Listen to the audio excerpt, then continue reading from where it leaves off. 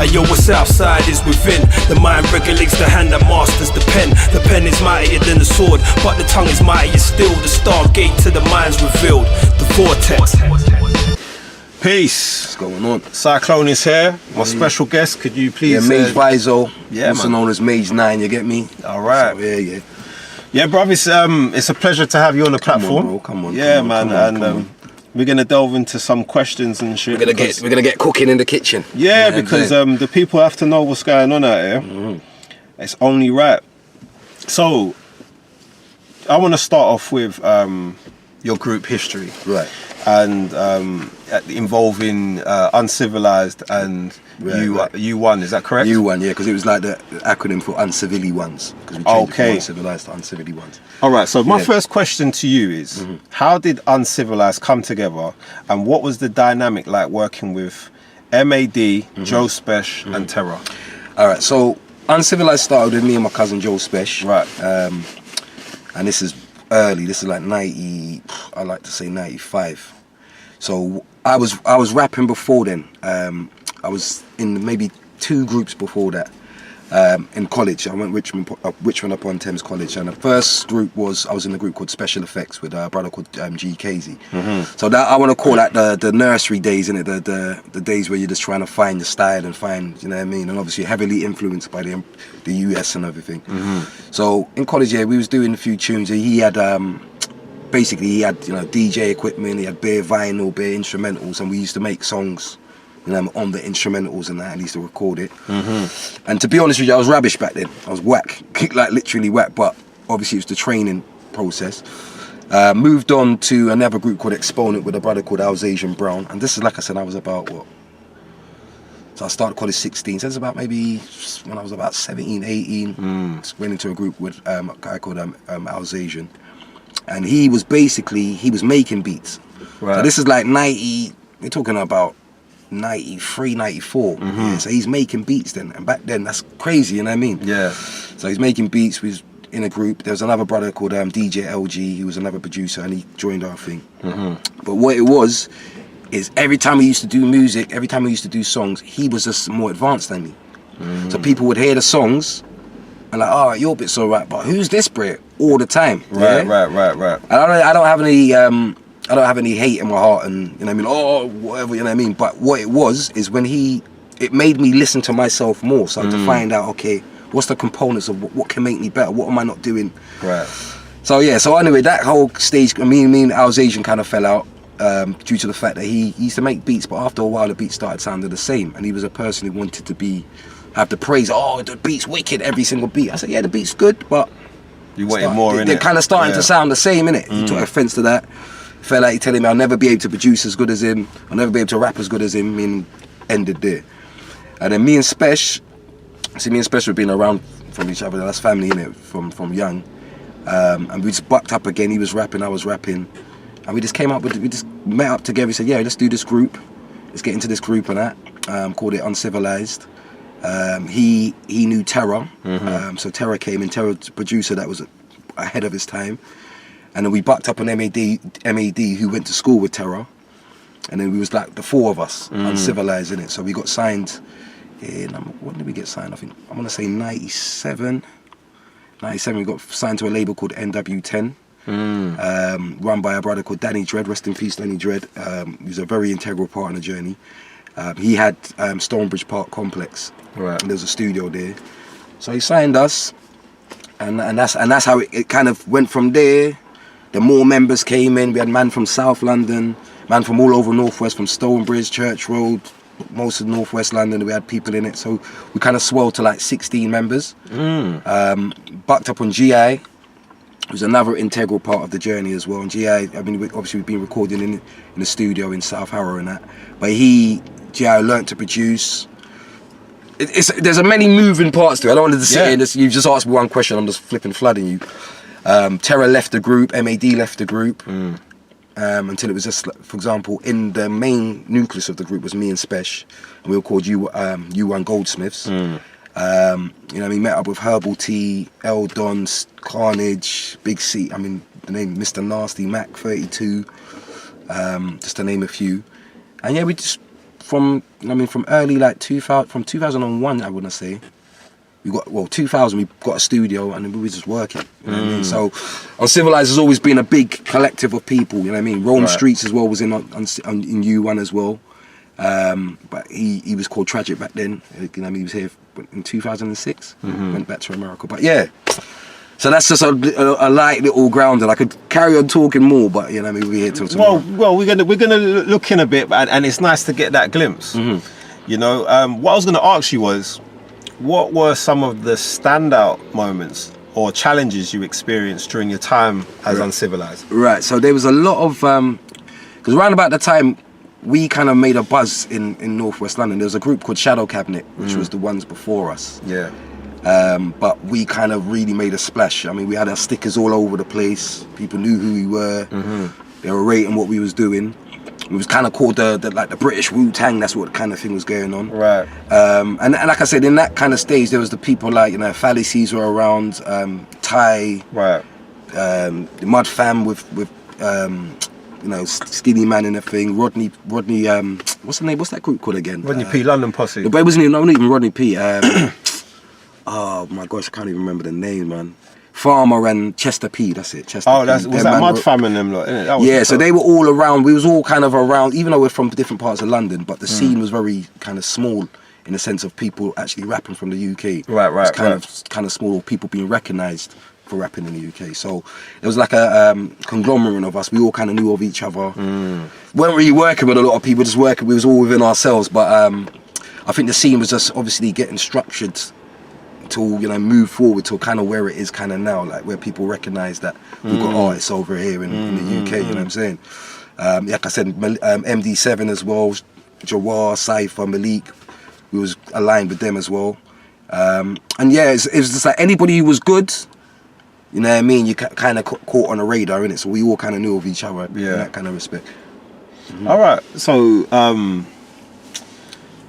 transitioning from Uncivilized to U1, what inspired the change and how did the group's dynamic compare to the previous? Right. So, as I said, when it was Uncivilized, it was the four of us. So that's, like I said, myself, Joe Spesh, Terra, and MAD. That was that. When we started swelling and more members came in, we kind of changed. Obviously, we thought that name would have to change, but stay the same, but change. So that's why we changed to U1. Right. Yeah. And then that's what it was Uncivilized ones. That's what that acronym stood for. So okay. Yeah. So with the change there, obviously there's people in different stages of their skill level. Yeah. You know what I'm saying? Because obviously Herbal T, Eldon, C-Note, the members around us from when they was like 16, so they were just fresh. You know what I mean? And was kind of soaking in all the, you know what I mean, the experience that we had, because obviously we've been rapping from longer than that. But they had something, that's why we had them around. I was producing for them, GI was producing for them. So it was just obviously incorporating different entities. That's why, like I said, it swelled and changed to U1. Yeah. All right, so reflecting on those group experiences, how do you think they shaped your career and approach to music today? Do you know what it is? At the end of the day, success leaves trails, yeah, and that's all. It leaves certain clues in that. So you would kind of look around at certain people's successes and certain people's failures in that essence, and this obviously just building your craft. So I'd say it shaped us in relation to, we were what's the word I'm going to look for? We were very analytical. We were very, you know what I mean. At the end of the day, you couldn't do a song and get away with whackness. You know what I mean? That was one thing. So we're gonna be very like, right now, I'm not feeling that song. You know what I mean? I would give you the reasons as to why we're not feeling the song. Right. You know what I mean? And this is what you can. If I did a bar that weren't really up to my level, that people would say to my level, that they had to change that. You know what I mean? So we kept, you know what they say, still sharp and still. We just kept ourselves, you know what I mean, watching what the quality levels, because that's very, very important in this thing. Yeah, quality levels, and also leaving a quality level influence, because what's happening even today, like I said, obviously I'm an older MC right now, but it's like the levels have kind of dropped in relation to skill level, and it seems to be becoming more acceptable, because there's nobody saying, right, that song's not really, that's not it, and then they're getting a fan base on lower quality skill level. I'm not gonna say music, because obviously music's music, innit? In that sense. And what I started realising is a lot of the beats are better than the actual artists on the beat. It's the beat carrying them, you know what I mean? Yeah, that's right. So, yeah. All right, so I want to move on and speak about your collaboration with Joe Spesh. Yeah. The Goldsmith. Yeah. Right. What inspired you and Joe Spesh to form Goldsmith, and how does it differ from your past collaborations? Right, so obviously when we was Uncivilized, as I said, it was the four of us. That was the nucleus, as I said, me, Spesh, MAD and Terra. And then Terra left the country actually to go and live. He moved back to Africa. Well, not moved, but he moved to Africa. Right. Doing very well. We still see Terra in that. You know, an amazing producer way before his time. But he obviously would leave the group because he's got, you know, he moved country. Right. MAD, you know, I mean, he found himself on a new journey. So he kind of left, and it was just me and Spesh. So obviously, as rather than to say, yeah, this Uncivilized, you know, like for example, what the what's the word, perception, or what the vision of it was 4 MCs. Right. So once again, that's going to change now, isn't it? We're going from Uncivilized to U1 Goldsmiths, Uncivil U1 Goldsmiths, and obviously both me and Spesh's surname is Smith. Right. So we kind of went with that, the Goldsmiths, and I mean, obviously, gold is the highest in relation to what do you call it again? It's the conductive metal. You know what I'm saying? So it's like one of those kind of things. We kind of use that acronym. You know what I mean? Ancient civilizations use gold for certain everything. So Goldsmiths, we put that together, and it was just like a new vein of life, innit? You know what I mean? And we just we done 2 albums already. One called Road Bullying, the other one called Pure Bullying. And me and Spesh have always had that chemistry anyway. You know what I'm saying? So it was you know, just basically made sense. Yeah. And yeah, I'm not sure if you probably even heard, because Spesh did a mixtape called Champions League. I don't think I heard of that, but it's a cult. It's a that. cult classic, innit? But like when it came out, 'cause I had 38 songs on it. Do you know what I mean? I was on 14 songs. There was the whole crew members was on that. Got a soundbite from Inspector Deck from Wu-Tang on that. Yeah. Yeah. So yeah, we put out a lot of work that not everybody's gonna know about, but we've been putting out a lot of. I mean, we've been doing a lot of work in that sense. And Goldsmiths, we're about to do after my album Cascade, we're about to do the Goldsmith. The third part, and you know what I mean, we just kind of really found a new vein for doing it again. Fell in love back with music again. That's you know dope. That's dope. Yeah. Can you give us a glimpse into the creative process for the up and coming Goldsmith album? Goldsmith. Well, all right. So right now, obviously, I've got my album Cascade, as I said. Majority of these been produced by GI. I think I've done 1 song in it. Funny enough, the song I've made on. The beat I made on my own album is Spesh. Like he's got 2 verses and I'm just doing the chorus. Do you know what I mean? But in relation to like the Goldsmith thing, like I said, we've got probably about 6 songs already done.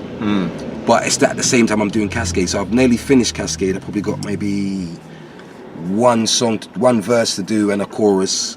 Waiting for a chorus for another song, and then I've got 2 artists that are going to be on another tune. That's all. And once that's done, it's done. And then we'll be able to properly focus on the Goldsmith. But I think in relation to formula, because me and Spesh know each other so well, GI knows us so well.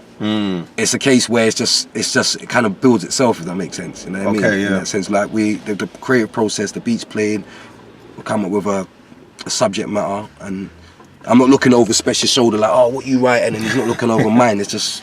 Yeah, it just forms itself, you know what I'm saying? So how do you balance creative input with Joe Spesh, given your long history together? It's kind of like I'm a football man, innit? I love football, innit? So it's kind of like the great partnerships, Thierry Henry Bergkamp. Right. Do you know what I'm saying? Bergkamp's gonna pass the ball over into that skate base because he just knows that Henry's gonna be there. You know what I mean? Or Henry's gonna do something with Do you know what I mean? It's one of those things where. It's the telekinetic or the, you know what I mean, intrinsic mind frame of knowing what position he's going to play and he knows what position I'm going to play. And this makes music easy. We don't have to talk too much. And I'd say, oh, you got to put this in there, or we kind of know what beats we want. I know Spesh's style and his structure and how he does it. He knows my style and my structure. So it's just easy, really. Like I said, it's a joy. It's kind of, you know what I mean, to work with Spesh on anything, you know what I'm saying? So it's one of those ones. What do you hope that the new listeners and the old listeners can take away from the Goldsmith album once it's released? Do you know what it is? Because all right, I'll give you a bit of backstory here. When we did road bullying, and obviously what it was, we was doing everything, and it was producing, we was recording ourselves, we was doing everything, we was doing ourselves. And I think what it is the marketing element is a part that is not within the, you know what I mean, like I said, within my way of doing things. I've had to learn certain marketing. So road bullying came out, those who heard it. Pure bullying, which was probably, I feel that if that had come out properly, it would have been cemented in the UK rap history, you know what I'm saying? So what we did there, there was 3 producers on that album, which was GI, a guy called Meta 5, and Mac 32 did a track on there as well. So we was looking at, okay, how can we get how can we get pure bullying out? So there was a guy called Richie Durrell, and he had a thing called Profile, and he basically the presentation of his stuff seemed to be okay because he had these CDs properly done, and do you know what I mean? So we kind of hollered him to collaborate with us on this project, and he kind of really messed it up, to be honest with you. What he did, there was I think there was 16 songs or 16 tracks on the project, and he was supposed to do it within a certain frame. I think it was like 3 months to get back to us and all that, and he must have taken about 4.5, 5 months. And when he came back with the product, we had like special designed the cover. So when he's come back, the CD's now got, you know what I mean, it's got the cover that's special designed, but it's got Richie Durrell Presents on the front. Like what? And on the back of the CD, some next things. And then on what he did, I think he only put 8 songs from the album on there. And I swear he put some of his own artist tunes at the end of it. So he kind of just messed up the whole thing, and it was just, and we ended up just putting it on SoundCloud. And you know, obviously we're not sharing it, we're not doing it. So it definitely didn't do what it was supposed to do. Funny enough, we're re-releasing that project as well. So in the proper formats. I was going to ask you. The proper formats. Because like I said, it was classic music, and I kind of, it's like, you know what I mean, it's like my baby there, you know what I mean, and it's kind of this, it got put in a wrong place. He kind of, you know what I mean, violated the thing, and he was talking over some of the songs like it was a mixtape. You remember, these are all original beats, these are originals, you know what I mean? So so with the new album, obviously with all our knowledge and all our experience and all that stuff, it's just a kind of really a celebration of real artistry, like it's an art piece. So we're gonna even go back to vinyl, putting stuff on vinyls, to putting things on CD, and just, you know what I mean, don't get me wrong, in the street you're gonna be the streams and all that, but we're just gonna put it out like, you know what I mean, like real, you know what I'm saying? Even down to, like I said, even down to the writing process. Like me, obviously a lot of when we're writing now, we're doing it on our phones and all that. I kind of really want to go back to writing it on paper, because there's a feel. You know what I mean? When you're holding the paper that you've written on, you know what I mean? This is ink that you've inked on the. So, but it should be something real special. You know, it will be something real special in this. If you like rap, you like real hip hop, you like real lyricists, you like real, you know what I mean? It's gonna be something special still. Yeah, man, looking forward to hearing from that, because that's what this show's about. It's about authentic hip hop. Do you know what I'm saying? So I'm looking forward to hearing that myself personally. Yeah. But as we move into now your personal own album, Cascade. Yeah. What does Cascade represent to you as a solo project, and how does it differ from your previous work? All right. So the thing about Cascade is like, I've always been in groups. Right. You know what I mean? Like from U1, Exponent, Special Effects, we've been in groups. So as an artist myself, I've only probably released one mixtape. I've released one mixtape, which is on SoundCloud as well. And that mixtape wasn't a mixtape per se. It wasn't a case where, I'm doing my mixtape now, and I'm gonna do this track, that track, that track. What it was a collection of some of my songs that got slapped together. Especially now, you can't just leave these tunes doing nothing in it. So he's put it together. Special was he was the compare over it, and so that was my only project. And there's songs on there that's on over instrumentals, you know what I mean, that are out there beats, and a few original beats on there. So it wasn't really a project that I would say is a project that I sat down and said, this is what I want to do. Special's got he's got an EP out there called Battle Spirit, produced by TE1. I'm on 2 songs on that. He's got Paris 1 on there. He's got Kaiser, who used to be in Terra Firma, on there. it's got Masai on there as well. So Special had like he added the Champions League double CD stuff that we all put our effort in. The best way I could describe that project is like basically how Wu-Tang Forever in it kind of thing, you know, when they had the double CD. Right.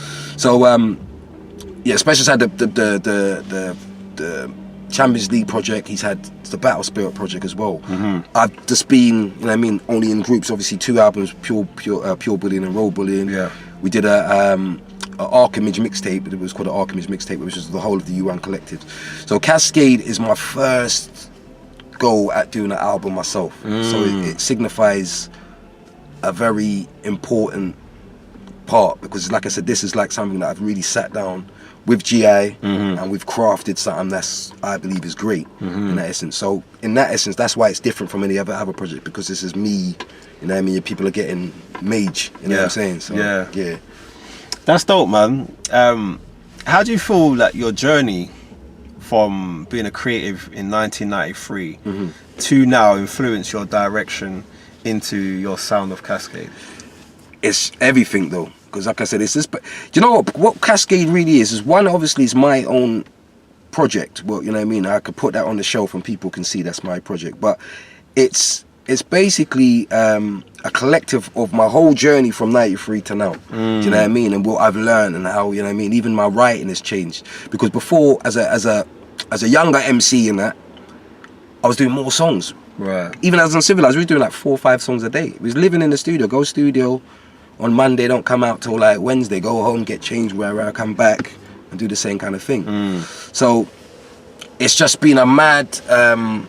And the reason why we used to do so many tunes even more so then, and why now it's different, is because everything's filtered now. Some stuff you would have said before, some bars you would have put before that might have sounded a bit shaky a little bit, right now that's getting filtered out, innit? So it's a whole concentrated experiences and XP points, and so Cascade is the full concentration of 93 to now. That's my whole journey from there, and just elevating as a man, as an MC, as a person, as a, you know what I mean, spirit, whatever you want to call it.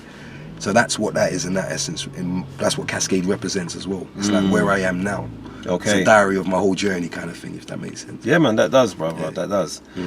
I was going to ask you, are there any personal or artistic challenges you face while working on the solo endeavor? Do you know what? There's one. All right, I'll give you an example, because there was a time when me and GI, yeah, we like I said, I've known GI for the longest amount of time, and there was a certain time where we split ways for a little while, and so coming back together, like I said, I'm kind of pissed with the time we split, because it was over stupid stuff, you know what I mean? And right now that's one of my brothers, you know what I mean? Right. So in relation to the GI, he is someone who really rates me. I rate him highly, he rates me highly.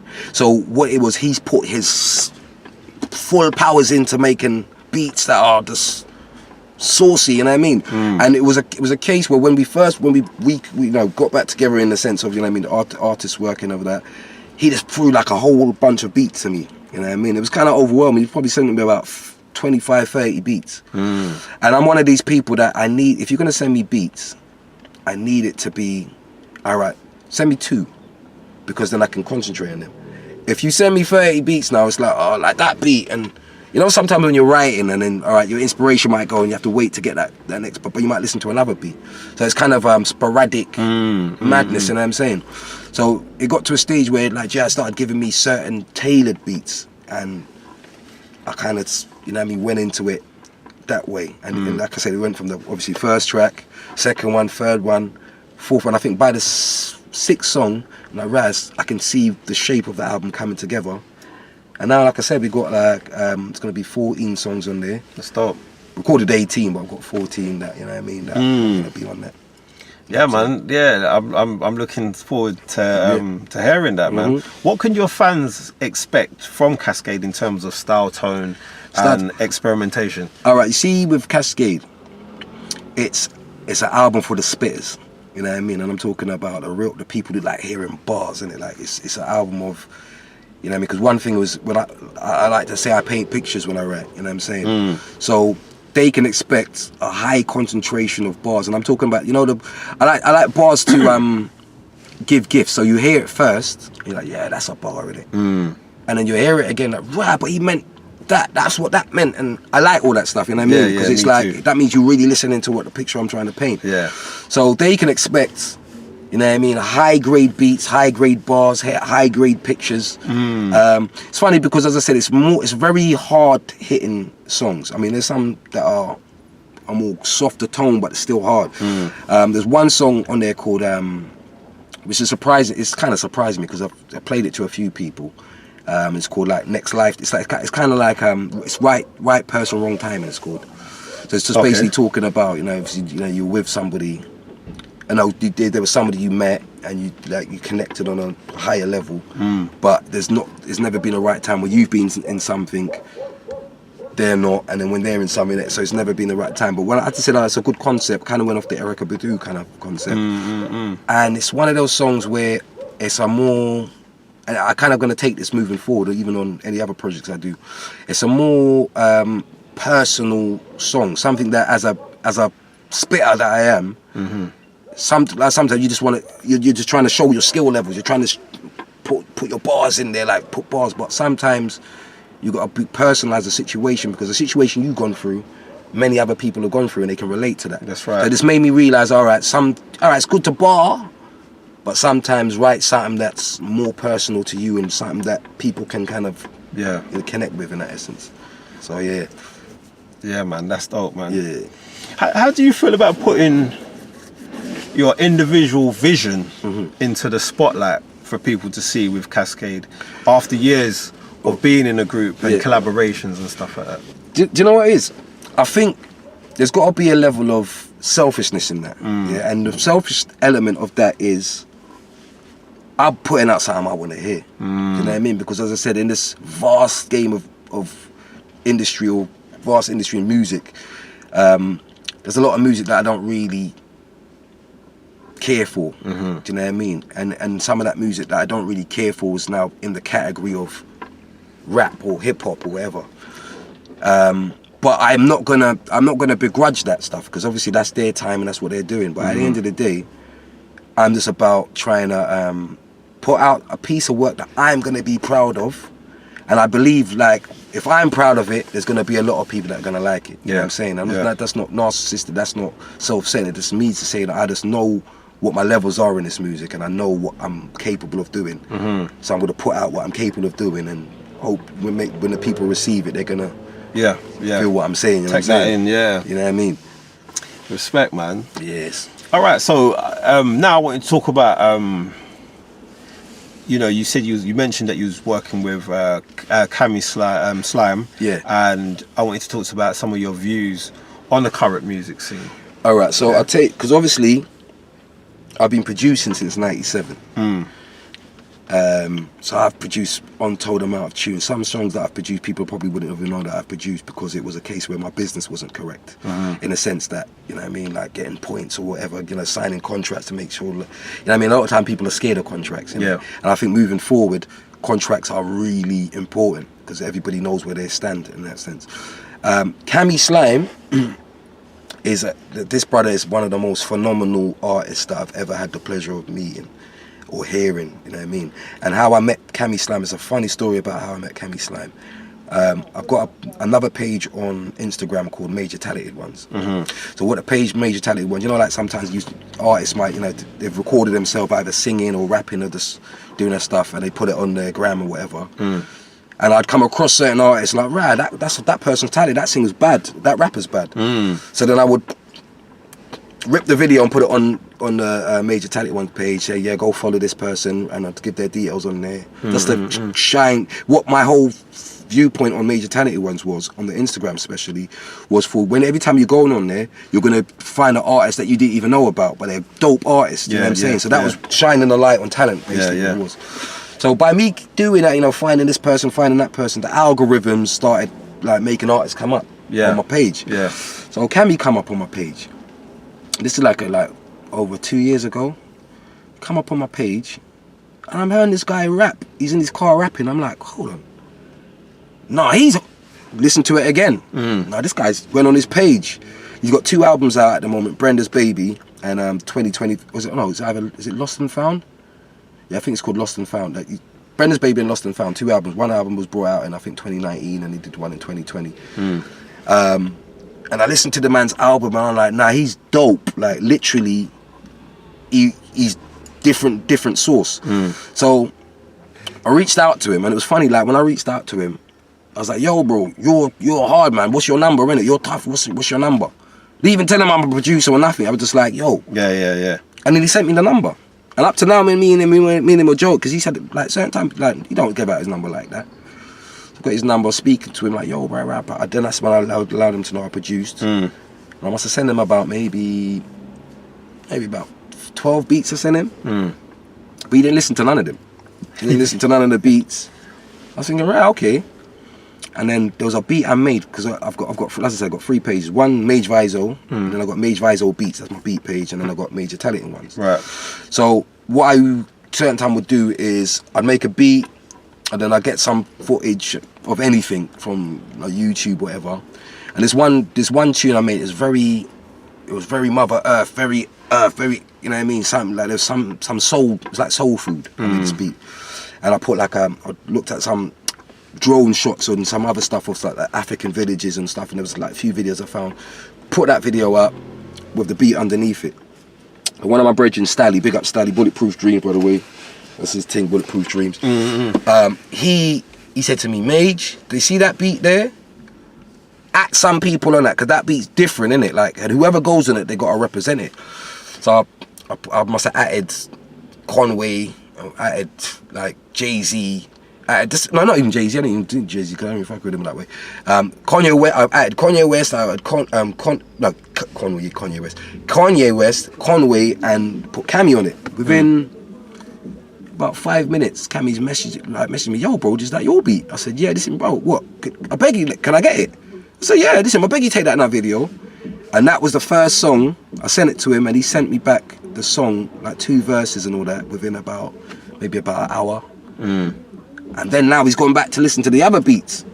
And next minute he's just dashing me tunes left, right and centre. To me, we've probably got about over 30 songs. And that album, like I said, I think we're still kind of trying to roughly know how many songs we're going to put on that. But since then, like Cammy's like my little brother, innit? He's like my brother. Like we see each other. He's been to my house, I've been to his house. I met his kids, he's met my kids, and so forth and so on. So. Yeah, but he's special. He's that one day he's special. He's a special artist. Like, and for me personally, I get excited because when the world finds out about Cammy properly, they're gonna know, man. A lot of people be scared, you know what I mean? Because he's different source, man. Like I said, after later on, have a listen to his albums. He's different. So, yeah. Hey, after this, I'm gonna be listening because you know what it is like hearing you talk and you're displaying all the stuff you've spoken about your past and certain other artists and all of that. In my mind, even though I'm an artist, I'm a fan of hip hop. So I like to hear lyricism. I like to hear different people's points of views. I like to study beats and stuff. So with a lot of stuff that you're saying, it's registering, and then I know that when I'm doing my own thing, I'm gonna be going to look and checking out. You know, concerning you and Cammy, as a producer. How does your approach like creating a sound? Basically, how do you create a sound that complements Cammy Slime's artistry? Do you know what it is? Because Cammy's very particular about the beats that he will go on. You know what I'm saying? So it's a thing where I don't say, right, I'm gonna make a beat for Cammy now, and I just create a beat. I create, you know what I mean? I think from probably end of 2022 to now, I've probably made about 1,500 beats. Do you know what I mean? Because it's a space where I enjoy creating something out of nothing. 1 minute is silent, next minute there's a music playing that you've put together. So it was a case where I didn't have a direction of, all right, I'm going to make a sound that sounds this way and that. So, but with the amount of beats that I've sent Cammy in, he's kind of selected some. And certain ones he selected, I was surprised he went with, and then the song he's made on it's like crazy. I didn't even see that. So I think what it is like I said, it's like I like the mystery of not knowing what's gonna go on a beat. You know what I mean? So he just will do. You know what I mean? I'll send him some stuff. He does it, and after a while, standing back, there is probably a sound in it. But while I'm making it, I'm not going for a sound, if that makes any sense. I just create a beat, and he picks them, and then that's what's gone in. What would you say your experience has been like producing for Cammy? You know, and what makes your collaboration unique? I think what it is, and like it's like the old and the new in it, and the in between of that. Because, like I said, I'm coming from, you know what I mean, like as I said, 93 into this music thing, and obviously he's coming from, he's 34 in it, so it's like he's coming from a newer age. You know what I'm saying? So I think the dynamic of us both liking real artists, us both liking real music, and the fusion of that is like a hybrid. You know what I'm saying? Because he does music that I listen to. You know what I'm saying? I will listen to that stuff, like I said, and he does the same kind of thing what I do, in the sense of he's got bars that, like, I'll rinse the songs over and over again, and each time I'm hearing a new thing. Even though I've heard the tune how many times, I'm hearing a new type of thing. You know what I'm saying? And he's very clever with what he does. So it's a pleasure, because it's kind of like seeing. It's like Obi-Wan Kenobi when he saw, you know what I mean, Luke, and saw the Force in this one, you get me? And he just wanted to nurture the Force and all kind of thing. So it's like, my thing is he's definitely very important, because music's not for, being an artist is not for everybody. Yeah. But in today's society, in today's situation, everybody thinks they're an artist. That's right. Do you know what I'm saying? Yeah. But there's levels to this stuff. You have to kind of go through the training of knowing yourself, and knowing what's good within yourself, and try and represent yourself properly, rather than saying ABC bars and getting through on that and getting accolades on saying ABC bars. Yeah, yeah. You know what I'm saying? I always, like I said before we even turned on the camera, it's like, if I go up to Ronaldo and did a step over in front of him, he's going to look at me like, so what? You know what I mean? Yeah. That's minor. You know what I'm saying? It's kind of like, as I said, there's the Premier League and there's the Championship. But right now, the Championship, everyone's looking at the Championship and not, you know what I mean? There's the higher league to go to, you know what I'm saying? But people, and I think what it is, people are lazy now these days.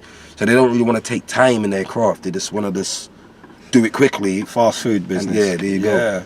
And you know, interesting, I was going to ask you, what is your current thoughts on the music scene right now, and how does it compare to when you was coming through and you was, you know, finding your way? I think one of the main differences, to me personally, is the training that we had to go through in this artist, in the industry, or in the game, was unseen.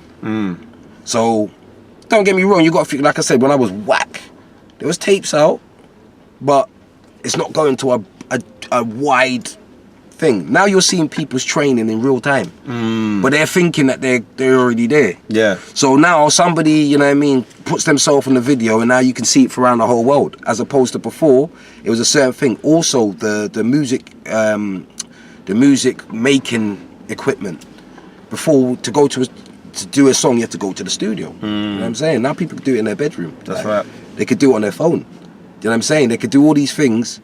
So the equipment that people use is widely more accessible. So as I said, you're seeing things in real time. So somebody where they really shouldn't have put that song out, or they really shouldn't have done that, but now the world's got an opinion. Like that, there's that and sorry, there's another thing I was going to say. Even down to like things going viral is either something that's really whack or really good. There's not really nothing in the middle. So you'll have people like Ice JJ Fish. I'm not sure if you heard of Ice JJ Fish. He was a singer he's terrible singer. But what happens is it's comedic. So people are like, oh no, listen to this guy. And the more and more you're doing that, he's going viral, because more and more people are seeing it. It's a joke. But now you've got 25, 30 million views on it. That's right. So now you've now pushed yourself on the platform where people are looking at you, not necessarily for your good talent, but for your comedic, where they can joke. You know what I'm saying? And even like you, what's his name, YG or something like that? Who's that? The DJ? No, not AG. Oh. I'm not sure if his name's YG. But he was a guy that was like, he was on one. You know them kind of interviews they have on the street where like, oh yeah, like rap, and I think he's got special needs in it. So when he rap, people taking the mick out of him, and then he's turned that into, now he's got a couple of tunes out there, and viral. Yeah. So I'm just saying, at the end of the day, the way the industry is right now, there's some things that are joke, and it seems as well, like, because my thing also is like, from the ones that came before me, or the artists that I revered and them kind of things, there was a certain level of, right, their artistry is on such a level, so I can't, when I'm writing what I'm writing, it has to be on a high level as well. So it kind of, so good people influence good people, you know what I'm saying? And so you're now getting better. So now I've got a job to, when I'm putting out music, like when I'm doing it and people hear it, and if you want to be an artist, there's a certain level that you set. Yeah. You see, what's happening is the level's being put down. So therefore, a lot of people are trying to be like the ones on a lower level. So now what happens is, after a while, the level's just down there. Yeah, because that's the standard that's set. That's the standard that's set. Yeah. I was going to ask you as well, what do you think are the pros and the cons in the industry right now? I think the pros and the cons are, well, the pros are, it's easier to get your music out, in a sense, or put out your music without the labels holding the power over you. You know what I mean? I think that was another thing, because as I said, the pipeline dream as a young artist was, I'm going to get signed and we're going to be rich and we're going to, that's what it was, isn't it? Yeah. Now, obviously, labels have lost a lot of their power due to the fact of getting the music out. The gatekeepers are, you know what I mean? At the end of the day, like, for example, I could put something out now on all the digital platforms, whether it be TikTok or the social medias or Instagrams or the whatever, and people, I can build up an audience, you know what I'm saying? I think consistency is there. The cons are within the same thing I've just said, because the cons are just anybody thinks they're artists, and That's everybody, right. so it oversaturates the game as well. Also, you got the platform Spotify, and it's like 0.003 pence per stream. But that's mad. You know what I'm saying? So therefore, you know, these people are kind of, they're violating the thing there. How are we even giving these people the space to be doing this stuff? Because once again, it seems to be like, before it was the labels now, and now it's all these digital platforms that are trying to fill the space of what the label was doing now. That's so right, they hold the power over certain things, you know what I'm saying? So that's another thing that really does need to be corrected. Hence why, as I said, when I do Cascade, you're gonna have the physical copies of things. Yes. You're gonna have the vinyls, you're gonna have the CDs, you're gonna have that. I said, you're gonna be streamed as well, but in order to, because this is art, you know what I'm saying? And I think because vinyls are going for, like I said, I see our artists, I can't remember, I'm not disclose his name, but do you know what I was about to say? Sorry to I had an interview with the Force the other day, and he was saying exactly the same thing. Like, there's a re-emergence of the vinyl, and the whole importance of, you know, the context of, like, you know, when you have a merchandise like a CD, a vinyl, or a cassette, you know, those things are coming back again. So to hearing you saying that, I'm like, you know what? Yeah, I'm feeling that. Yeah, no, definitely, because it's basically, like I said, it's art. Look, I mean, when I used to buy CDs, I remember buying Method Man CD to Cal. Back at them time, I remember waking up early, going to the flipping store. Them time, I think it was like $17.99. Back then, that's a lot of money back then. You know what I mean? Yeah. But holding the CD, opening up and reading this and seeing the pictures, and it was like an experience, and then playing the album. So I think, like I said, that to have the real things is something that, you know what I mean, it connects to our past.